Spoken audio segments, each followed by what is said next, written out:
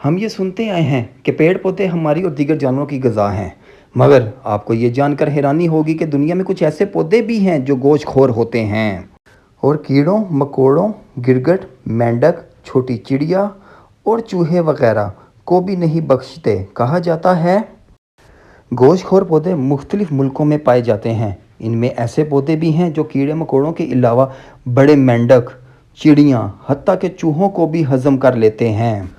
गोश्तखोर पौधों की ये इकसाम अमूमन एशिया के बरानी जंगलात में और ख़ुसूसन इंडोनेशिया और मलेशिया के जंगलों में पाई जाती हैं।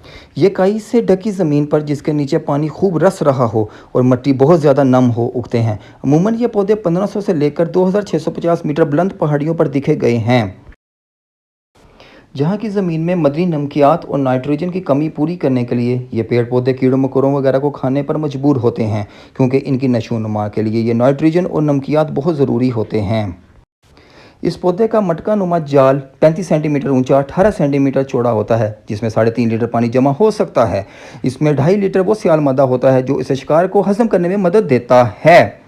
इन पौधों के शिकार करने का तरीका बिल्कुल जंगली जानवरों की तरह होता है। मटका नुमा इस पौधे के हाथी के कान जैसे बड़े पत्ते और कुटीले दांतों की तरह कांटे होते हैं, जो दिखने में एक मछली के मुंह की तरह दिखाई देते हैं।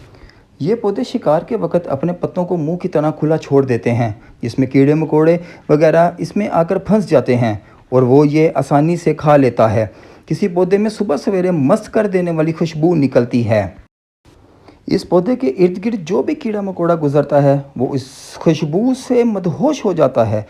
गोश्तखोर पौधा इस मदहोशी के आलम में अपने शिकार को हड़प कर डालता है।